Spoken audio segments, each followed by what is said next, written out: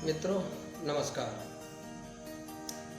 आज हरितालिका तीज का पावन पर्व है। इस पर्व की आप सभी को हार्दिक शुभकामनाएं एवं हार्दिक बधाई। मित्रों, आज इस पावन पर्व के उपलक्ष्य में मैं आपको ज्ञान अमृत का पान कराने जा रहा हूँ। ऐसा ज्ञान जिसका पान कर लेने के बाद आपको किसी भी अन्य ज्ञान की आवश्यकता नहीं रह जाएगी। मित्रों, आपने देखा या सुना होगा कि जब से मानव सृष्टि का निर्माण हुआ है तभी से ही मनुष्य के मन में एक बात रहती है कि परमात्मा क्या है, ईश्वर क्या है, यह हमें कैसे प्राप्त हो सकता है, इसे हम कैसे प्राप्त कर सकते हैं। इसके लिए ऋषि मुनियों ने, वेद शास्त्रों ने समय समय पर बहुत सारे यत्न बताए हैं। लोगों ने उसके लिए प्रयास भी किया है। लेकिन यदि देखा जाए अभी तक की यात्रा में सतयुग से अगर हम बात करते हैं तो बहुत सारे ऋषि मुनि, महात्मा, तपस्वी, धीर वीर हुए हैं। यहाँ तक कि भगवान के अवतार भी हुए हैं। तो कई बार पृथ्वी पे दुष्टों का राज हो जाता है, आतंक हो जाता है, परमात्मा को अवतार लेना पड़ता है, उनका संहार करना पड़ता है। कुछ समय के लिए राम राज्य या आदर्श शासन की स्थापना हो जाती है, फिर बाद में फिर उसी प्रकार से शुरू हो जाता है वही अन्याय, वही अत्याचार और जन समुदाय को दुख प्राप्त होने लगता है। तो ऐसा क्या उपाय है कि हम ऐसे के लिए इस समस्या से निजात मिल सके।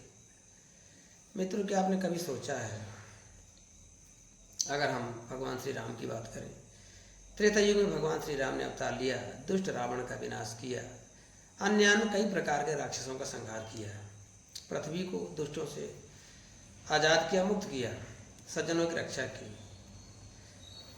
और उनके परम सेवक परम भक्त हनुमान, कहते हैं वो अमर हैं, वो पृथ्वी पे ही रह गए और राम जी वापस अपने गोलोक धाम चले गए। तो मैं ये सोचता हूँ कि जब हनुमान जी अमर हैं, पृथ्वी पे रह गए, तो वास्तव में वो छुपे क्यों हैं, छुप के क्यों रहते हैं। जब एक बार राम राज की स्थापना हो गई थी और उसके साक्ष्य हनुमान जी अमर हैं, तो राम राज्य क्यों चला गया। राम राज को रहना चाहिए था। जरा सोचिए, लाखों करोड़ों लोगों के साथ अन्याय हो जाए, अत्याचार हो जाए, फिर भगवान का अवतार हो, दुष्टों का विनाश हो जाए, सज्जनों की रक्षा हो जाए, लेकिन कब तक के लिए। जब वह फिर शासन आने वाला है दुष्टों का ही, तो राम राज्य का औचित्य क्या है फिर। या जो अमर हो जाते हैं उनका औचित्य क्या है। पृथ्वी पे रह करके अमर हैं लेकिन छुपे हुए हैं, कुछ कर नहीं सकते हैं, तो ऐसी अमरता किस काम की। तो मित्रों, आइए हम मिलकर विचार करें, मंथन करें कि इसका समाधान क्या हो सकता है। बहुत सारे भक्तों ने हनुमान जी को सिद्ध करने का प्रयास किया है, प्राप्त करने के प्रयास के साथ बातें भी की होगी, और पता नहीं क्या बातें की उन्होंने कि भाई आप छिपे क्यों रहते हैं। कलयुग में कहते हैं आपका राज्य है, जब आपका राज्य है तो दिखाई देना चाहिए, वो राज्य आप करिए। अगर हनुमान जी प्रत्यक्ष होते तो कोई भी दुष्ट जो आंख उठाने की हिम्मत नहीं करता, राम राज्य बना रहता। तो मित्रों, यदि सोचा जाए तो समाधान स्थायी बिल्कुल नहीं है। भगवान का अवतार लेना, फिर भगवान का चले जाना, फिर वही दुष्टों का राज्य हो जाना, ऐसा कब तक चलेगा। सतयुग में हमने देखा, त्रेता में देखा, द्वापर में देखा, कलयुग में कहते भगवान कल की अवतार होगा। तो कुछ ग्रंथ बताते हैं कलयुग के लास्ट अंतिम चरण में, यानी सारी जनता सारे दुखों को भोग लेगी तो अवतार होगा। तो ऐसे अवतारों का क्या औचित्य है। और जो जीवन लीला चलती है, कहते हैं 84 लाख प्रकार की योनियां हैं इस पृथ्वी पर, इन सब योनियों को क्या औचित्य है। मच्छर हमें परेशान करते हैं, मक्खी हमें परेशान करती है, अनेक प्रकार के जीव जंतु, कीड़े मकोड़े मनुष्यों का जीवन दुर्भर कर देते हैं। तो विचार करने योग्य यह है कि परमात्मा बहुत सुंदर है, शक्तिमान है, उसकी सत्ता कण कण में है, फिर ये बेकारी कहाँ से आ जाती है। इसके लिए क्या कोई निजात नहीं है, इस समस्या का कोई समाधान नहीं है। तो यदि देखा जाए तो राजतंत्र से लेकर के प्रजातंत्र तक सुचारू कोई व्यवस्था नहीं हो पाती है। राजाओं का शासन था, तब भी कुछ राजा लोग अच्छे होते थे, कुछ दुष्ट होते थे, जनता के साथ अत्याचार करते थे। आज भी वही चल रहा है। प्रजातंत्र है, कहने को तो जनता का शासन है। ये जनता केवल और केवल दुख भोगती है। शासन कुछ गिने चुने लोगों का होता है। लाखों करोड़ों रुपए लोगों के बीच से निकल रहे हैं, जो इंजीनियर हो, चाहे वो डॉक्टर हो, नेता हो, अभिनेता हो, खिलाड़ी हो, इतना सारा धन। अभी हाल में हमने सुना कि कोई इंजीनियर जो है जैसे ब्लैक मनी में पकड़ा गया, तो उसकी पत्नी ने 3 से 4 करोड़ रुपए छत में रखकर आग लगा दिया। थोड़ी भी उसने चिंता नहीं की कि एक गरीब व्यक्ति एक पैसे के लिए तरसता है और हम उसमें आग लगा देते हैं। तो जो लोग ये कहते हैं कि मेरी कमाई है, भाई आपकी कमाई कैसे हो गई? आप ठगते हो, बेवकूफ़ बनाते हो, तो आपकी कमाई कैसे हो गई?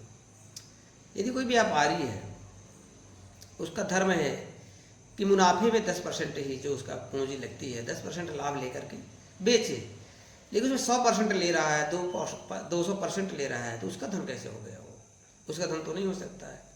ऐसे नेता हैं, जनता की सेवा के लिए बनते हैं, ये सेवा नहीं करते हैं मित्रों।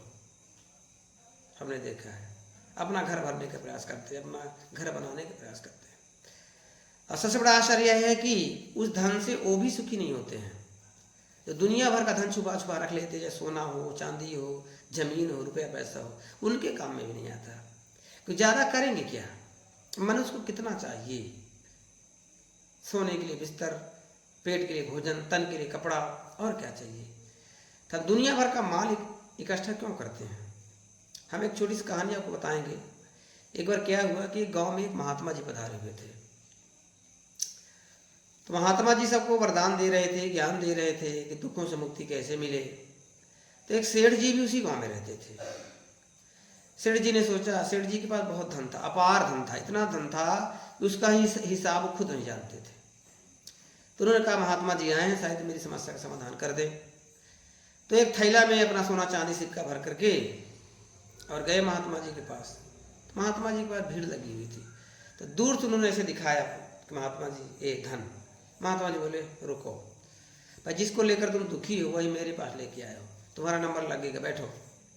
जब सब चले गए, सेठ जी आके बैठ गए। तो महात्मा जी ने सेठ जी से कहा, क्या सेठ जी कैसे पधारे? बोले क्या बताएं भगवान, हम बहुत दुखी हैं, धन तो बहुत है, नींद नहीं आती, चैन नहीं आता, सुकून नहीं मिलता, क्या करें? तो महात्मा जी ने कहा कि आप एक मेरा छोटा सा काम कर दो तो आपका काम हो जाएगा। बोले क्या? बोले आपके गांव में एक गरीब परिवार रहता है, एक माँ और बेटी, उसका पति नहीं है इस दुनिया में, केवल माँ और बेटी है। तो मजदूरी करके अपना जीवन यापन करते हैं। उनके लिए जाओ आज का भोजन दे आओ जा करके। सेठ जी बड़ा खुश हुए और अपने घर गए, बढ़िया पकवान बनवाया और सारा पकवान लेकर के उसके घर गए। तो क्या देखा कि बाहर उसकी जो लड़की थी झाड़ू लगा रही थी, अंदर उसकी माँ खाना बना रही थी। तो उनका बेटी तुम्हारी माँ कहाँ है? बोले अंदर है, बुलाओ। वो अंदर से बाहर आती उसकी माँ। क्या सेठ जी? बोला कि मैं आपके लिए आज के लिए भोजन लाया हूँ, इसे रख लीजिए। तो बोली कि सेठ जी आज का तो भोजन मेरे पास है, मैं बना रही हूँ। बोले रख लो, शाम के लिए हो जाएगा। तो उसने कहा कि हम लोग गरीब हैं, हम लोग एक टाइम बनाते हैं, दोनों टाइम खाते हैं, शाम के लिए बन रहा है। तो बोले कल के लिए रख लो, पक्का भोजन है, नहीं खराब होगा। उस स्त्री ने कहा कि हे सेठ जी, हम लोग कल की चिंता नहीं करते हैं, आज के लिए है पर्याप्त है, कल की कल देखी जाएगी। मुझसे ज़्यादा जिसको आज आवश्यकता है भोजन की, उसको आप दे दीजिए। अगर मैं यह भोजन रख लूँगी तो उनके साथ अन्याय होगा जो आज भूखे हैं, इसे मुझे मत दीजिए। सेठ जी को बड़ा आश्चर्य हुआ कि बताओ, इसके पास कल के लिए भोजन नहीं है, इसको चिंता नहीं है, और ये मर भी नहीं गई है, जिंदा है, मतलब इसको भोजन कहीं ना कहीं मिल ही जाता है। और एक मैं हूँ 10 पीढ़ी के लिए धन बना के रखा हूँ, फिर भी चैन नहीं है, रात में नींद नहीं आती, और धन आ जाए और धन आ जाए। ये सब क्या है? कितनी विडंबना है। हम धन पर कितने आसक्त हैं। मिलता क्या इस धन से? सुकून चैन सब चला जाता है, भय बना रहता है, कब जांच हो जाएगी, सब चला जाएगा। सेठ जी ज्ञान हो गया और महात्मा के पास जाते हैं, दंडवत प्रणाम करते हैं, कहे महात्मा जी आपने मेरा उद्धार कर दिया, मैं सब समझ गया हूँ कि मेरी समस्या का कारण क्या है। तो सेठ जी जो है गए और सारा धन बांट दिया गरीबों में, सारे गांव को बांट दिया, सारा गांव खुशहाल हो गया। सब सेठ की जय जयकार करने लगे, सेठ जी आप जय हो, आप तो भगवान हो, साक्षात ईश्वर हो। सेठ जी को बहुत आनंद आया। तो सेठ जी ने फिर कहा कि पूत कपूत तका धन संचय, अपूत कपूत सपूत तका धन संचय। यदि पुत्र आपका सपूत है, अच्छा पुत्र है, तो धन बना लेगा। कुपुत्र है, धन आपने बनाया उसको बिगाड़ देगा। तो दोनों हालात में धन इकट्ठा नहीं करना है। क्या पूत सपूत का धन संचय, पुत्र आप अच्छा है, धन इकट्ठा क्यों करते हो, कमा लेगा। अपूत कपूत तका धन संचय, पुत्र खराब है तो जितना भी आप कमाओ वो गवा देगा। हम किसके लिए धन जमा करते हैं भैया? तो मित्रों जरा सोचिए, विचार करिए। जिसके पास भी ऐसा धन रखा है, जिसे ब्लैक मनी कहते हैं, काला धन कहते हैं, तो उसे निकालो बाहर, डरो मत, गरीबों को बांट दो, बैंक में जमा कर दो भैया, बैंक में रहेगा, सरकार उसको उपयोग करती है, तो गरीबों को उद्धार होगा। आप उसको छुपा के रख देते हो, किसी काम में नहीं आता, ना आपके न किसी के। आग लगानी पड़ती है सल, और ये फेंकना पड़ता है, या खराब भी हो जाता है, या नोटबंदी हो जाती है, कई समस्याएं आती है।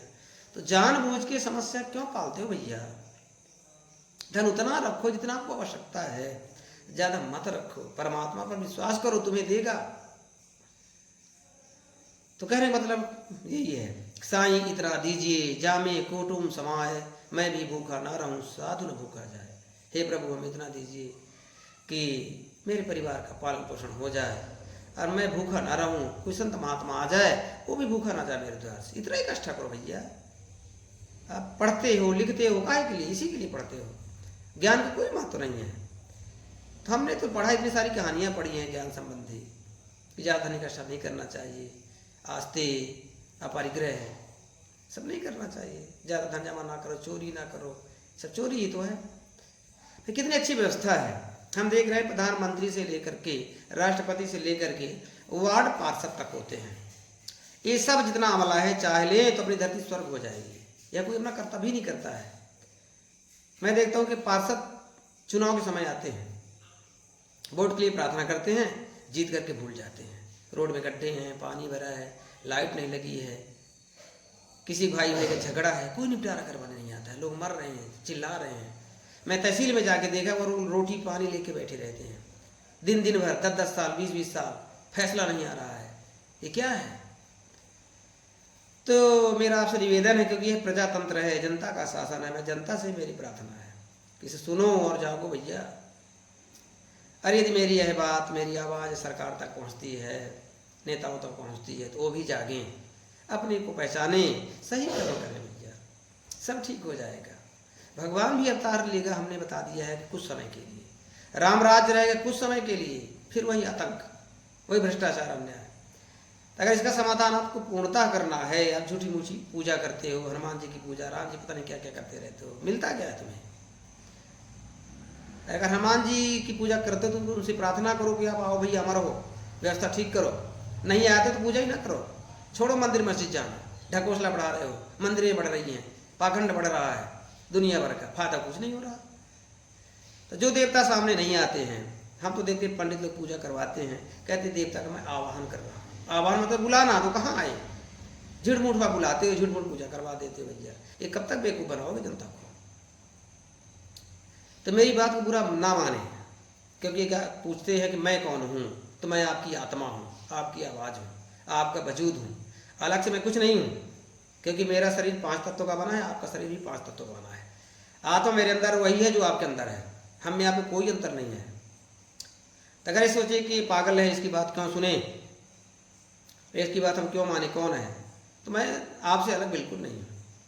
अगर आपको लगता है कि मैं सही कहता हूँ, ये आपकी ही आवाज़ है, आप भी ऐसा चाहते हो, तो प्रयास करिए। पहला प्रयास क्या है? जो जिस काम में लगा है वह काम ईमानदारी से करे, सब अपने आप ठीक हो जाएगा। अपने दायित्वों का पालन कीजिए, जो आपको दायित्व मिला हुआ है। तो जो त्यौहार मनाते हो, दुनिया भर का पर्व उत्सव, दुनिया भर का, उसका सेंस क्या है? यही सब है। कुछ सीखिए। झूठा मूठा व्रत रहना, झूठा मूठा प्रसाद बांट देना, झूठा मूठा पूजा कर लेना, तुम किस लिए ज्ञानी हो भैया, किस लिए बुद्धिमान हो, जरा सोचो। तो मैं वीडियो को बहुत ज़्यादा लंबा नहीं करूँगा मित्रों, बातें बहुत सारी हैं, मेरी तो भगवान से भी बातें हुई है। यदि आप कमेंट करते हो, लाइक करते हो, मेरा समर्थन करते हो तो मैं वह बात भी आपको एक दिन बताऊंगा जो मेरी भगवान से बात हुई है, परमात्मा से। उन्होंने क्या चाहा, क्या कहा, और उन्हीं के चरणों की सौगंध खाकर कहते हो बात झूठी नहीं है। लेकिन यदि आप चाहोगे तो बातें मैं बताऊंगा, आप सुधरोगे तो बताऊंगा। झूठ मूठ आलाप करने से कोई फायदा नहीं। एक सज्जन ने कहा कि हमको आप सत्यनारायण की कथा सुना दीजिए। यानी कि आप कथा क्यों सुनना चाहते हो भैया, कारण क्या है? तो उन्होंने कहा सब लोग सुनते हैं, मैं भी सुन लूँगा, नहीं सुनाऊंगा।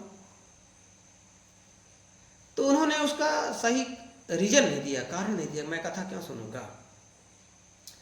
तो झूठा मूठा बताने से क्या फायदा मित्रों। तो फिर विचार करिए।